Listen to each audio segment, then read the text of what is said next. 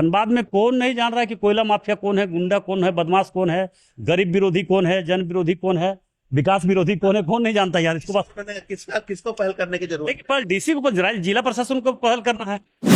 गया पुल का चौड़ीकरण का होने के बाद बहुत लंबे समय से चल रहा था, मगर वर्तमान में जब से हम सांसद बने तुरंत उसका तीन बार हमारे चुनाव जीतने से पहले तीन बार टेंडर करवाया गया था राज्य सरकार के द्वारा, केंद्र सरकार के द्वारा, मगर एक बार भी कोई पार्टिसिपेट नहीं किया था।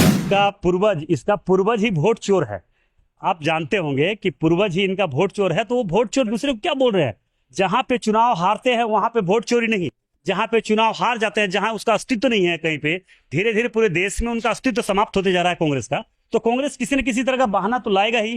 देखिए, गया पुल का चौड़ीकरण का होने के बाद बहुत लंबे समय से चल रहा था, मगर वर्तमान में जब से हम सांसद बने तुरंत उसका तीन बार हमारे चुनाव जीतने से पहले तीन बार टेंडर करवाया गया था राज्य सरकार के द्वारा, केंद्र सरकार के द्वारा, मगर एक बार भी कोई पार्टिसिपेट नहीं किया था।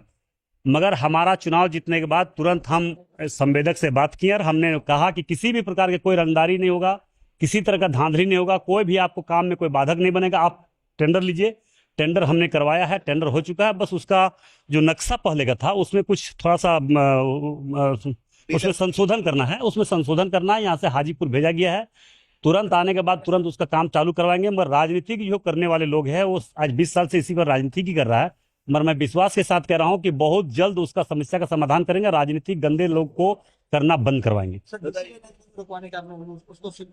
नहीं, डीसी लाइन के अगल बगल में जो भू माफिया लोग, कोयला माफिया लोग कर रहा है, उसको हम बोले कि कैसे उस पर रोक लगे, उस पर विशेष रूप से ध्यान दे ताकि बड़ा घटना ना घटे, इसके लिए हमने बात किया है। और देखिए, अब धनबाद में कौन नहीं जान रहा है कि कोयला माफिया कौन है, गुंडा कौन है, बदमाश कौन है, गरीब विरोधी कौन है, जन विरोधी कौन है, विकास विरोधी कौन है, कौन नहीं जानता यार इसको। बस किसको पहल करने की जरूरत है? पर डीसी को, जिला प्रशासन को पहल करना है। जिला प्रशासन पहल करेगा और उसका बार यात्रा निकाल रहे हैं कि वोट चोरी हो रहा है सर, आप लोग क्या कहेंगे राहुल? अच्छा, देखिए, इसका पूर्वज ही वोट चोर है। आप जानते होंगे कि पूर्वज ही इनका वोट चोर है, तो वो वोट चोर दूसरे को क्या बोल रहे हैं? जहां पे चुनाव हारते हैं वहां पे वोट चोरी नहीं, जहां पे चुनाव हार जाते हैं, जहां उसका अस्तित्व नहीं है, कहीं पे धीरे धीरे पूरे देश में उनका अस्तित्व समाप्त होते जा रहा है कांग्रेस का, तो कांग्रेस किसी न किसी तरह का बहाना तो लाएगा ही, किसी न किसी तरह का आरोप तो लगाएंगे ही। क्योंकि उनका एगो हम लोग कहावत है, खोठा में नाचे न जाना आंगना टेढ़ है। उसको करने का तरीका, बोलने का तरीका, राजनीति करने का तरीका क्या है, पूरा देश दुनिया देख रहा है। तो अब मोदी जी का तुलना करेंगे तो ये कभी हो ही नहीं सकता। 7 जन्म में उसका परिवार, उसके खानदान के लोग कभी नहीं मोदी जी का तुलना नहीं कर सकता है।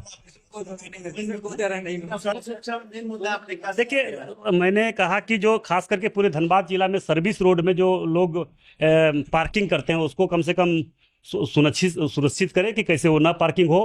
दूसरी बात है, जो जानवर छोड़ दिया जाता है वैसे परिवार पर मुकदमा होना चाहिए, क्या कि जानवर छोड़ देने से रोड में बैठता है, रात को एक्सीडेंट होता है, कई लोगों का जान जा चुका है। तो खास करके जानवर जो इस तरह का छोड़ दिया जाता है, जो रोड में बैठ जाता है, कई एक्सीडेंट इस तरह का हो चुका है, उसको हम लोगों ने कहा कि वैसे मालिक को या तो गाय को पकड़ के उसको गौशाला में दिया जाए।